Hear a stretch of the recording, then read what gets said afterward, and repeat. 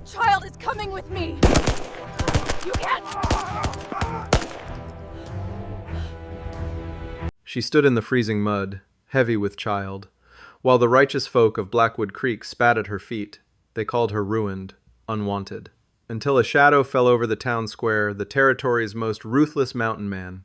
He stepped between her and the mob, growling, "That child." The Wyoming wind in late November carried the bite of a serrated blade, but it was nothing compared to the coldness in the eyes of the people of Blackwood Creek. Clara Montgomery pulled her frayed woolen shawl tighter around her shoulders, her hands instinctively coming to rest on the swollen curve of her stomach.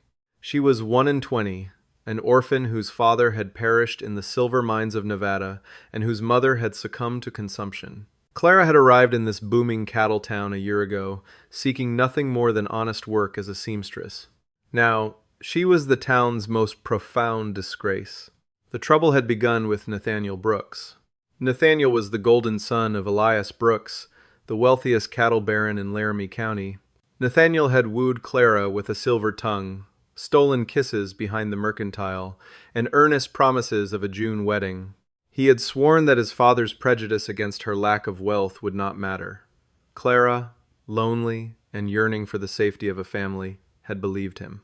But the moment she nervously whispered the news of her condition to him behind the livery stable, the charming rancher's son vanished. Within a week, the local paper announced Nathaniel Brooks' sudden engagement to a railroad tycoon's daughter in Denver. Clara was left to face the ensuing storm alone. And the storm was merciless. "Get your things out of my establishment, Miss Montgomery," Horace Abernathy, the proprietor of the boarding house, sneered. It was the morning of November 12th, 1883, and the first snow had already begun to dust the wooden boardwalks. "Mr. Abernathy, please," Clara pleaded, her voice trembling. "I have paid my rent through the end of the month. The winter is setting in. I have nowhere to go." Horace's face, mottled and flushed with indignation, hardened. "You have brought shame under my roof, Mrs. Harriet Higgins has already informed me that the ladies of the church auxiliary will boycott my wife's bakery if we continue to harbor a harlot. You're bad for business. Now get out, before I have the sheriff throw you out." With tears freezing on her pale cheeks, Clara dragged her single battered leather trunk out onto the dirt street. The heavy thump of the trunk hitting the frozen ground sounded like a gavel striking a judge's block, sealing her fate. Word spread like a prairie fire. As Clara stood in the street, trying to gather the strength to lift her belongings, the townsfolk began to emerge. They didn't come to help, they came to judge. Mrs. Harriet Higgins, draped in expensive velvet and pious self-righteousness, stood on the porch of the general store, loudly whispering to anyone who would listen. "Look at her, bold as brass, parading her sin in the daylight," Harriet hissed. Elias Brooks was right. She tried to trap his poor boy, and when that failed, she tries to play the victim. "She ought to be run out of the county," muttered Ezekiel Thomas, the town's blacksmith. Clara looked toward the white-steepled church at the end of the street, hoping to see a friendly face. Reverend Josiah Cobb stood on the steps. Clara took a desperate, heavy step toward him, her hands clasped in silent begging. But the Reverend simply adjusted his spectacles, turned on his heel, and walked back through the heavy oak doors, pulling them firmly shut. The message was clear. There was no sanctuary for her here. Panic, cold and suffocating, seized Clara's chest. The baby kicked hard against her ribs, a stark reminder of the innocent life completely dependent on her survival. She had only $3 to her name. No stagecoach would take a woman in her condition without a male escort or proper fare, and the next town was 50 miles away across the unforgiving Laramie Plains. Sheriff Amos Hayes, a man whose badge was firmly in the pocket of Elias Brooks, strolled out of his office. He casually hooked his thumbs into his gun belt, staring Clara down. "You're causing a disturbance, Miss Montgomery. I suggest you start walking. The county line is that way. I hear there's a logging camp up north that takes in strays." "I will freeze to death, Sheriff," Clara said, her voice dropping to a harsh whisper. "My baby will die." "That ain't the town's concern," the sheriff replied flatly. "You made your bed. A few of the local ranch hands, emboldened by the sheriff's stance, began to jeer. One threw a clump of frozen mud that struck Clara's trunk. Another whistled derisively. She was entirely surrounded by hostility. A lone, pregnant woman against an entire town that had decided her existence was a stain on their map. With a crushing sense of defeat, Clara abandoned her trunk, taking only a small carpet bag containing her mother's Bible and 2 changes of clothes. She turned her back on Blackwood Creek and began to walk toward the treacherous, snow-covered trail leading out of town. The wind howled, mourning her departure, as the town watched her walk toward what they all knew was certain death.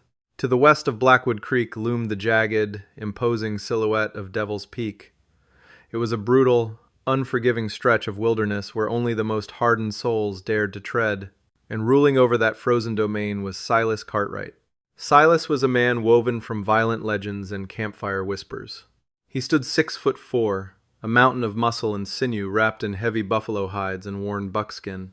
A ragged, pale scar cut across his left cheek, a souvenir from a grizzly bear that hadn't survived the encounter.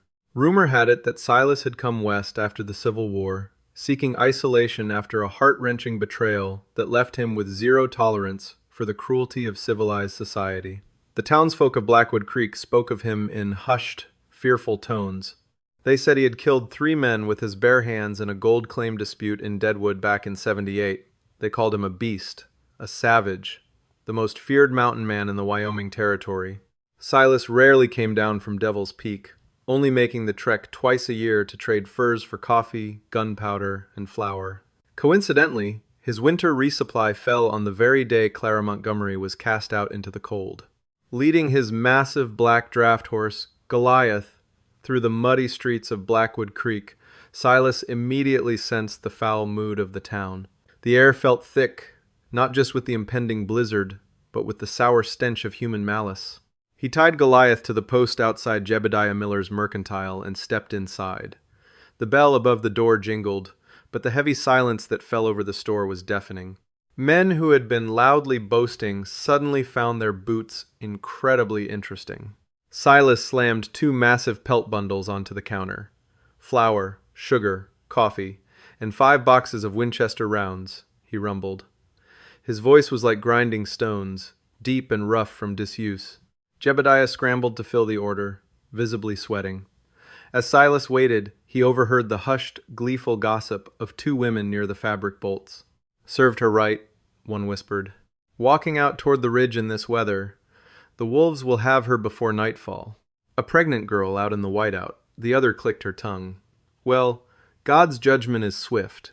Silas turned his massive head, his sharp, dark eyes locking onto the women. They instantly fell silent, shrinking back against the wall. Silas didn't care about town politics, but he knew the wilderness. Sending a pregnant woman out into a Wyoming winter wasn't judgment, it was murder. He threw a gold piece onto the counter, not waiting for his change, grabbed his supplies, and strode out the door. 2 miles outside of town, the blizzard hit with full force. Clara was losing her battle. The snow was already up to her calves, dragging at her heavy woolen skirt like iron weights. The wind tore through her thin shawl, chilling her to the marrow. Her hands were numb, her face raw and burning from the icy blast. Every step was a monumental effort. Just a little further, she sobbed to herself. Though she didn't know where she was going, there was no shelter. Only the endless, blinding white of the plains and the dark, looming shadow of the mountains in the distance. Her foot caught on a hidden root beneath the snow, and Clara fell hard. The carpet bag slipped from her frozen fingers.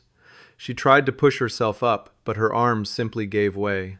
The cold was beginning to feel warm now, a dangerous, seductive lethargy seeping into her brain.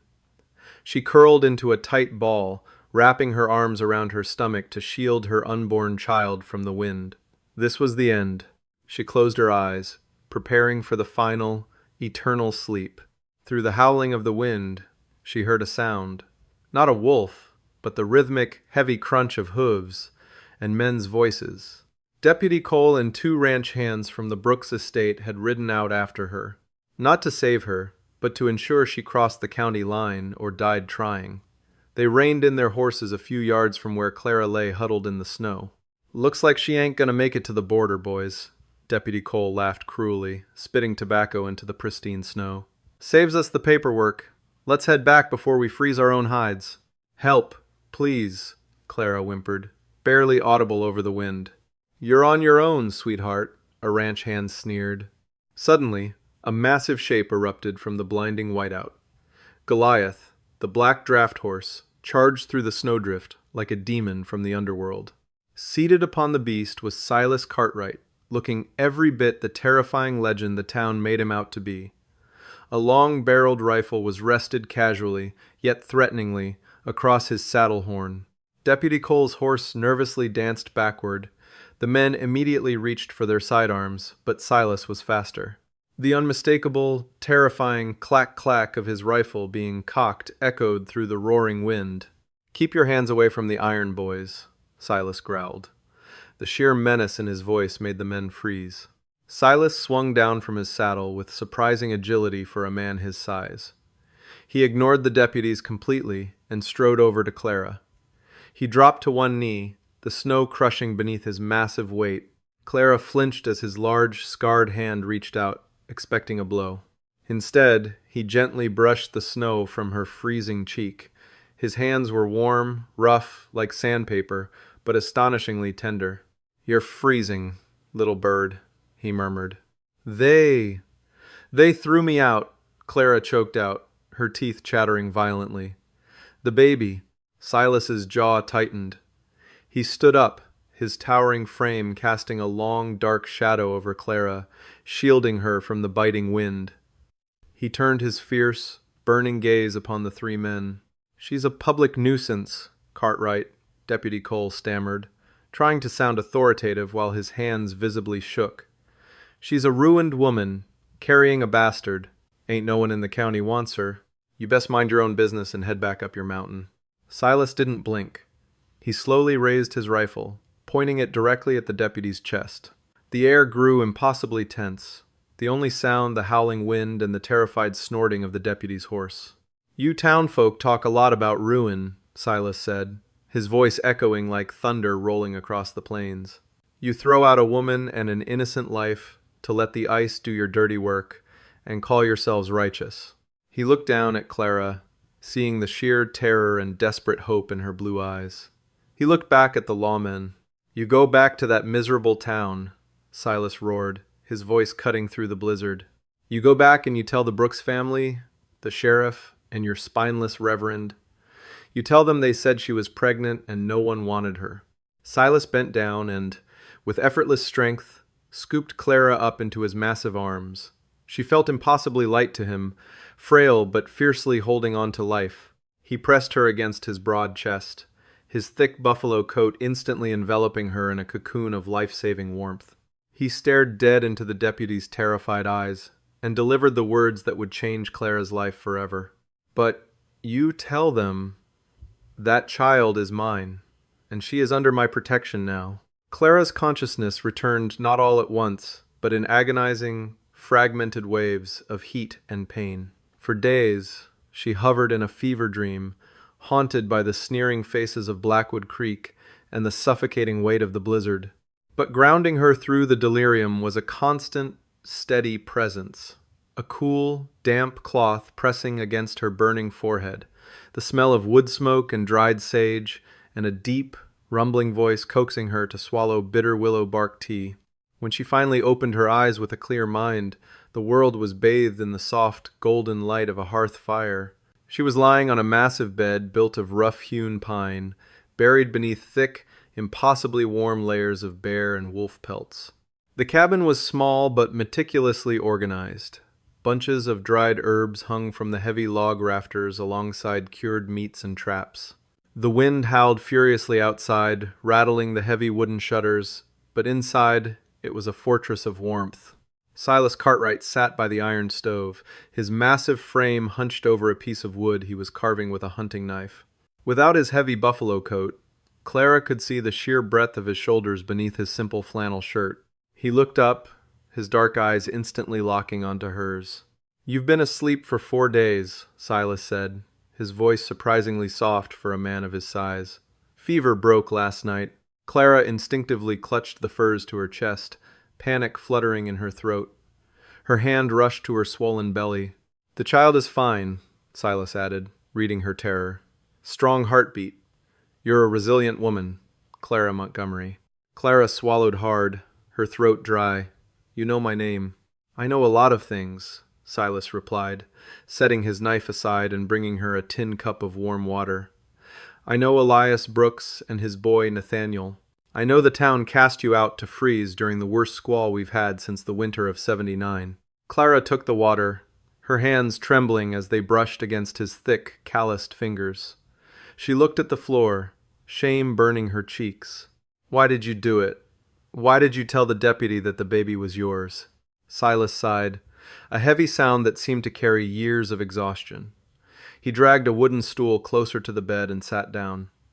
"Out here, Clara, property is the only thing the law respects. A woman with no husband, carrying a child, is considered nothing but a burden to those cowards. But a mountain man's blood, a man they fear, that makes the child mine by claim of protection.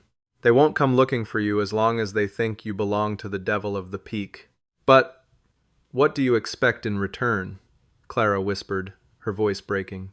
She had learned the hard way that men never offered salvation without a steep, devastating price.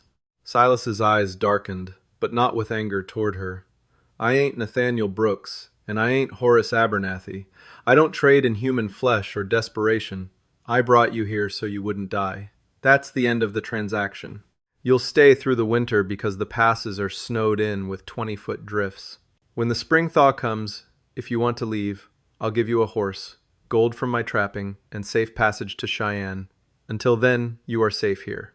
Tears, hot and fast, spilled down Clara's cheeks. For the first time in months, she wept not from despair, but from the overwhelming relief of being treated with basic human dignity. As the brutal Wyoming winter locked the mountain in a fortress of ice, a quiet domesticity settled over the cabin. The notorious Beast of Blackwood proved to be a man of startling intellect and gentleness.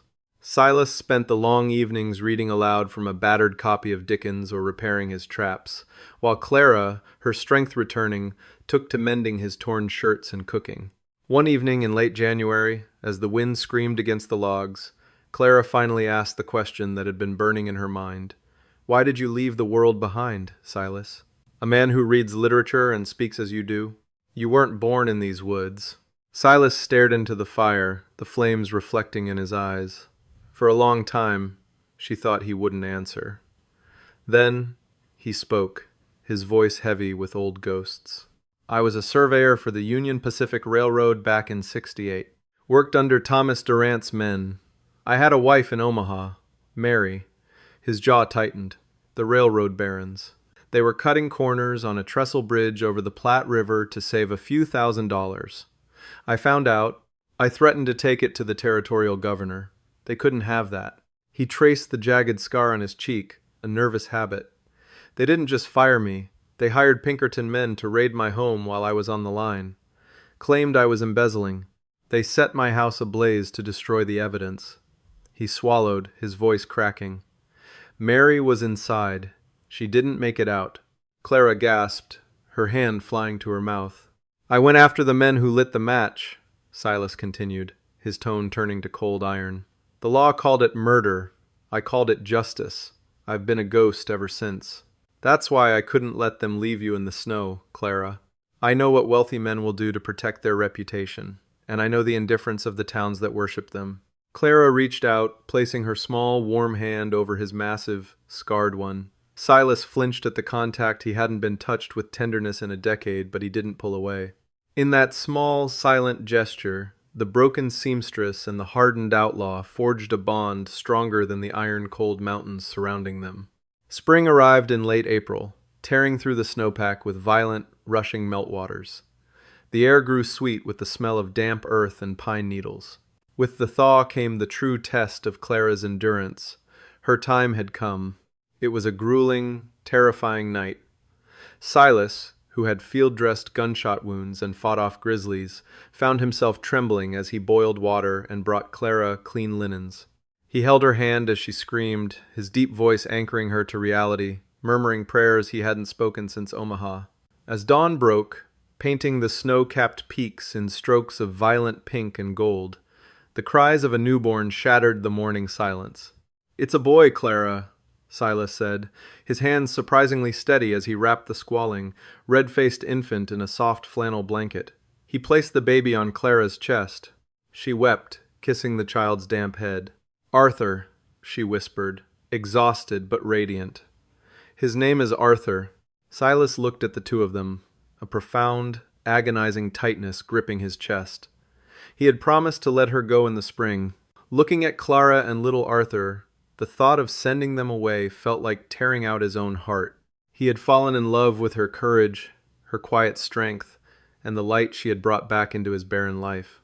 But miles below, in the thawing mud of Blackwood Creek, a different sort of storm was brewing.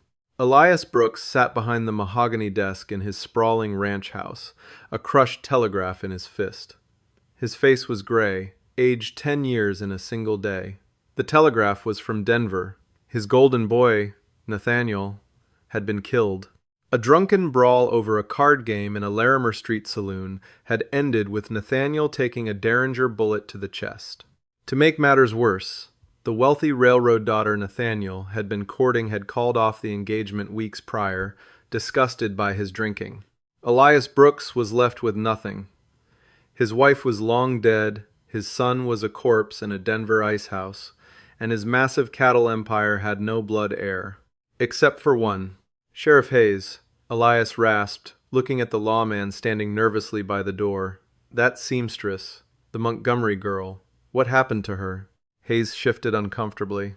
"Well, Mr. Brooks, we ran her out back in November, like you asked, but, well, she didn't die." Elias's eyes snapped up, sharp and vicious. "Explain." "Silas Cartwright took her, the mountain man up on Devil's Peak. My deputies tried to stop him, but he pulled a rifle on them, claimed the child was his to protect." Elias slammed his fist on the desk. "Cartwright is a savage. He's lying. That child is Nathaniel's. It is a Brooks.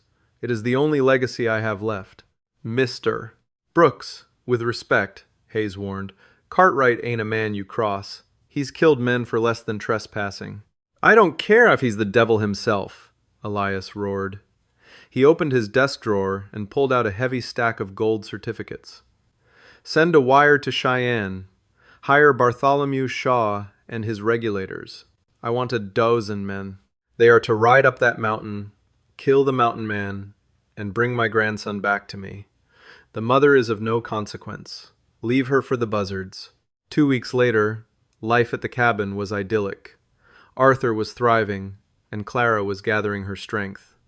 She and Silas hadn't spoken of her leaving, both silently avoiding the inevitable conversation. It was a Tuesday afternoon. Silas was out by the woodpile, splitting logs for the stove. The forest was alive with the sound of chirping jays and rustling squirrels. Then, abruptly, the woods went dead silent. Silas paused, his axe raised. He turned his head, his wilderness-honed instincts flaring. A flock of crows suddenly erupted from the tree line a quarter-mile down the trail, cawing in alarm. He dropped the axe and sprinted for the cabin. He burst through the door, startling Clara, who was rocking Arthur by the window. "Silas, what is it?" she asked, seeing the lethal calmness in his eyes. "We have company," he said grimly. He moved to the wall, pulling down his Winchester rifle and a heavy double-barreled shotgun.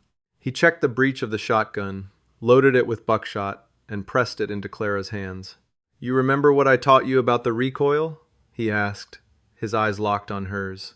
"Yes," she whispered, her heart hammering against her ribs. She looked at Arthur in his crib. "Who is it?" "Men who don't belong on this mountain," Silas replied. He barred the heavy oak door and moved to the side window, peering through a small crack in the shutter.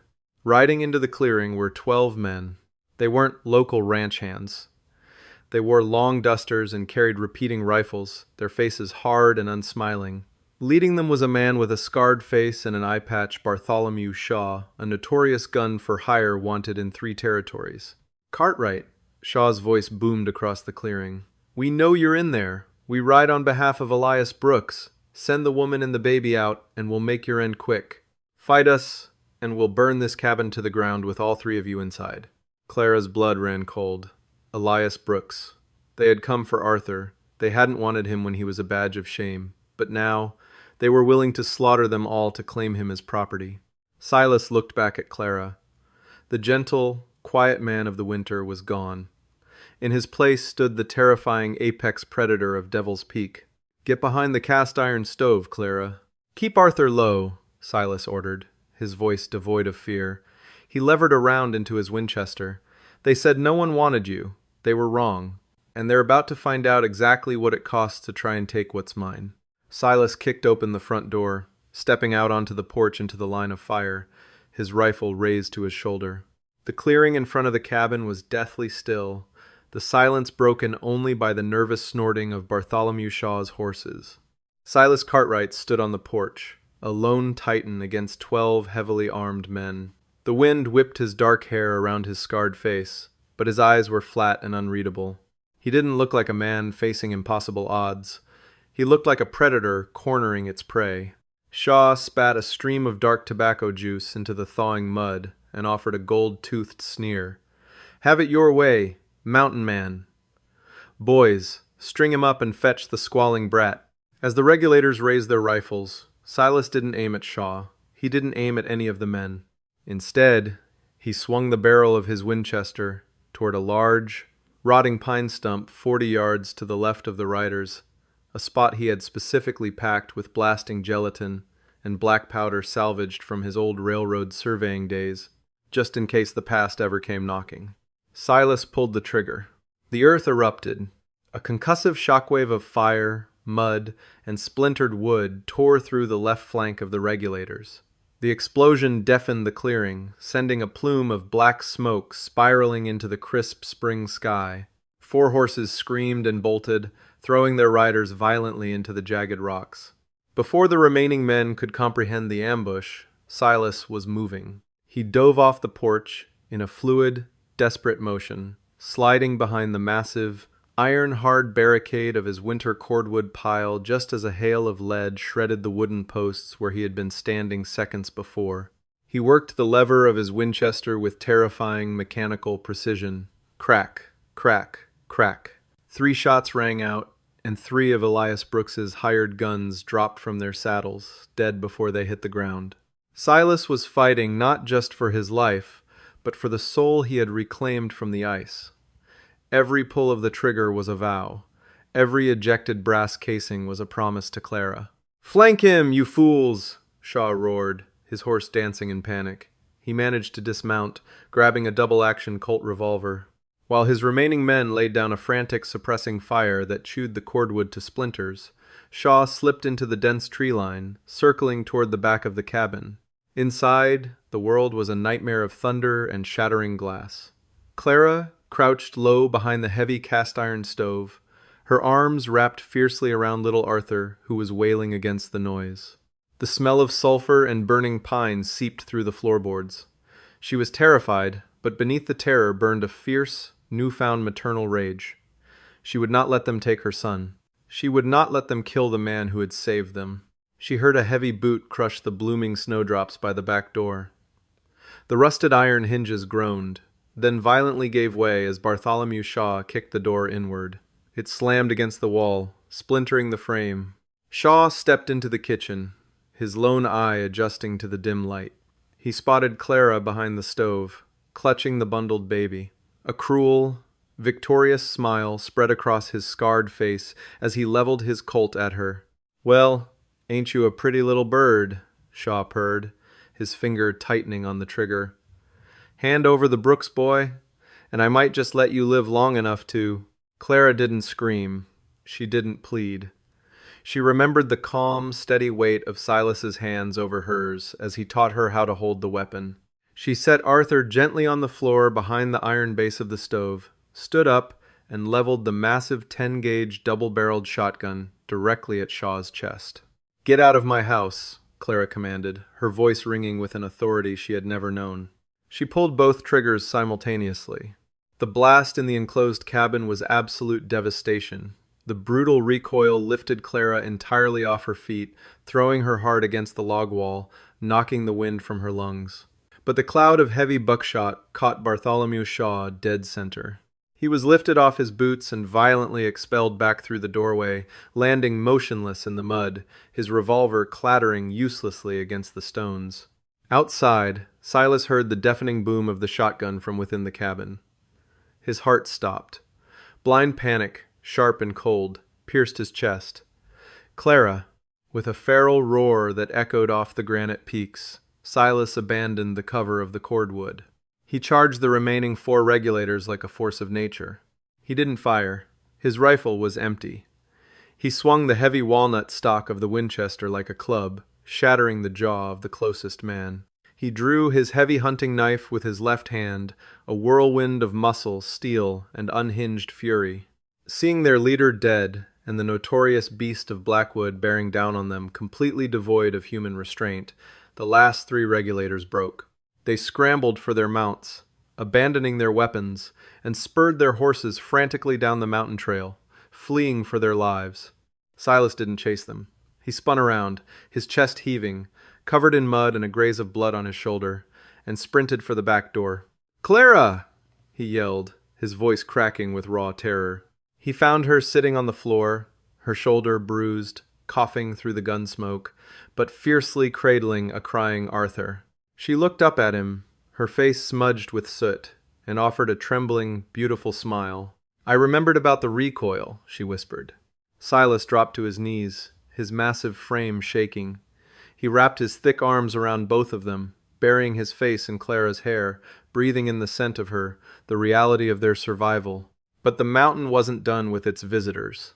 The grinding crunch of heavy wooden wheels on gravel announced a final arrival. Silas stood up, his hand tightening on his knife. He walked through the front door and out onto the porch.